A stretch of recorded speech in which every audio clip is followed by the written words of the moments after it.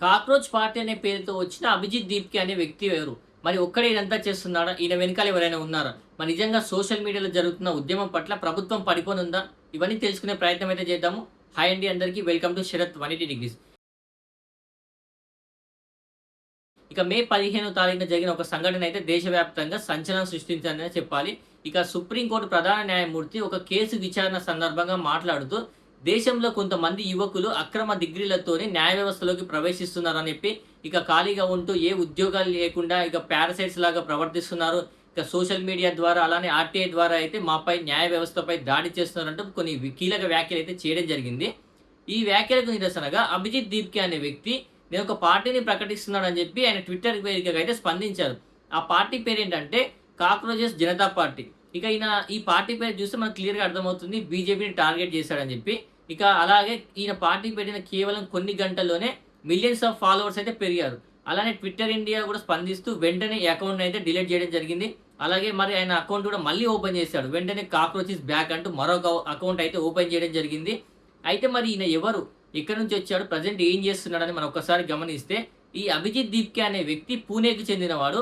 ఇక ఈయన జర్నలిజంలో అయితే డిగ్రీ చేశాడు. గతంలో 2020, 23 సమయంలో అయితే ఈయన ఢిల్లీలో ఆమ్ ఆద్మీ పార్టీకి అయితే సోషల్ మీడియా వాలంటీర్‌గా పనిచేశాడు. ఇక అలానే ఢిల్లీలో ఆ పార్టీ అధికారంలోకి రావడానికి కూడా కొంచెం కీలక పాత్ర పోషించాడు. ఇక గవర్నమెంట్ వచ్చిన తర్వాత ఆయన అయితే ఢిల్లీ ఎడ్యుకేషన్ సిస్టమ్‌లో అయితే ఆయన అడ్వైజర్ కూడా పనిచేశాడని తెలిసింది. ఇక ప్రస్తుతానికైతే ఆయన అమెరికాలో బోస్టన్‌లో ఒక యూనివర్సిటీలో అయితే మాస్టర్స్ చేస్తున్నాడని చెప్పి తెలిసింది. ఇక అక్కడి నుంచే ఇక సోషల్ మీడియాలో అయితే ఈయన పార్టీ పేరైతే ప్రకటించడం జరిగింది. అలాగే ఇన్‌స్టాగ్రామ్‌లో, యూట్యూబ్‌లో కూడా ఫాలోవర్స్ అయితే విపరీతంగా పెరిగిపోయారు ఒక్కసారిగా. మరి దీనిపైన సీజేఐ కూడా స్పందించారు. ఆయన ఏం మాట్లాడారంటే, "నేను నా వ్యాఖ్యలను కొంచెం వక్రీకరించాను. నేను అలా మాట్లాడలేదు. ఇక దేశంలోని యువకులైతే నాకు ప్రేరణగా ఉంటారు. ఇక దేశ అభివృద్ధిలో వాళ్ళ భాగస్వామ్యం కూడా ఉంది" అంటూ ఆయన మాట్లాడడం జరిగింది. అయితే మరి నిజంగా ఈయన పార్టీ పెట్టాడు కాబట్టి మరి పార్టీ ఎవరికి వ్యతిరేకంగా ఉంది, ఎవరికి సపోర్ట్ చేస్తున్నారని చూస్తే ఈయన క్లియర్‌గా మనకు అర్థమవుతుంది. ఈయన బీజేపీకి అయితే యాంటీగా ఉన్నాడు. మోడీ గవర్నమెంట్‌కి అయితే అపోజిట్‌గా మాట్లాడుతున్నాడని చెప్పి క్లియర్‌గా తెలుస్తుంది.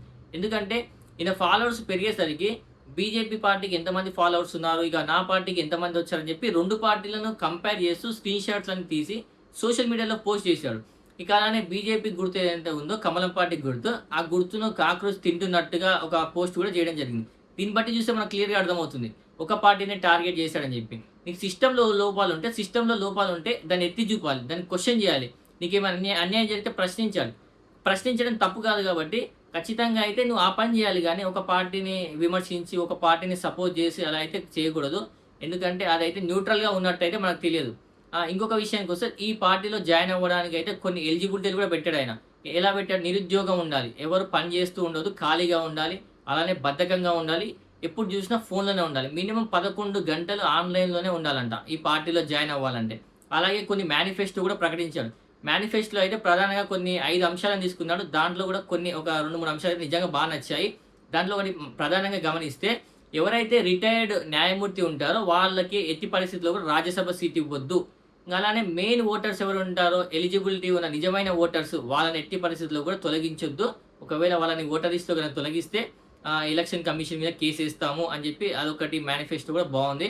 ఇక అలానే మహిళలకి 50% రిజర్వేషన్ అయితే అమలు చేయాలన్నారు.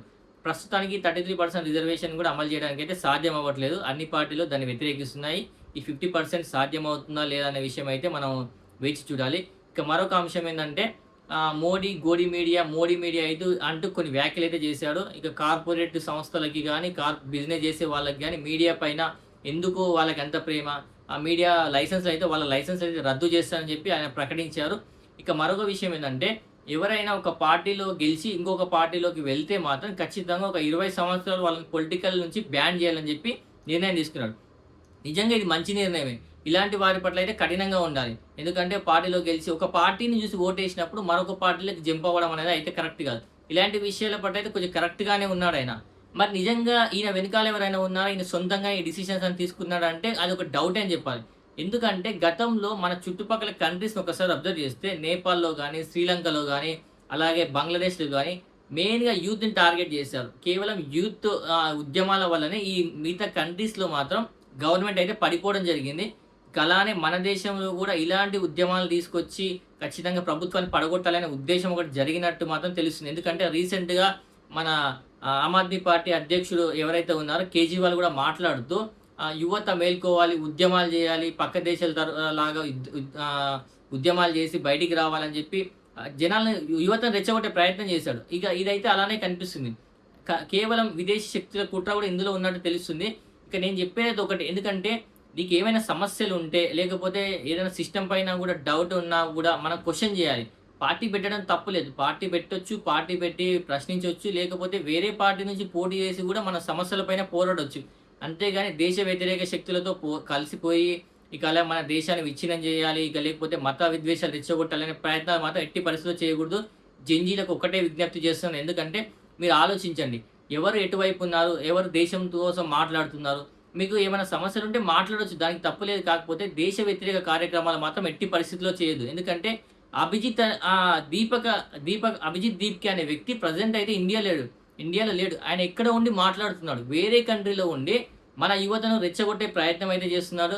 కాబట్టి ఖచ్చితంగా దీని వెనకాల అయితే వేరే వాళ్ళున్నారు. ఆ పార్టీ కూడా ఉందని చెప్పి మనకైతే క్లియర్‌గా స్పష్టమవుతుంది కాబట్టి, ఇక మరొక అంశం, ఈ ప్రధానమంత్రి మోడీ గారి పైన ఇలాంటి వ్యాఖ్యలు, ఇంకా అలానే ఈ ప్రభుత్వాన్ని పడగొట్టడం అంటే ఎందుకంటే సాధ్యం కాదు. ప్రజలు ఎన్నుకున్న ప్రభుత్వాన్ని అంత ఈజీగా అయితే పడగొట్టడం అనేది అయితే సాధ్యం కాదు కాబట్టి, ఖచ్చితంగా యూత్ ఒక విషయం ఆలోచించుకోవాలి. మనల్ని ఎవరు ఎటువైపు తీసుకెళ్తున్నారు? నిజంగానే కరెక్ట్ వేలో తీసుకెళ్తున్నారా? తప్పుదోవ పట్టిస్తున్నారా? అనే విషయం అయితే కొంచెం ఆలోచించుకోవాలి. ఇక అలానే ఈ వీడియో పైన మీ అభిప్రాయాన్ని కూడా కామెంట్ రూపంలో తెలియజేయండి. అలాగే మన ఛానల్‌ని సబ్స్క్రైబ్ చేసుకోవడం మాత్రం మర్చిపోకండి. Thank you.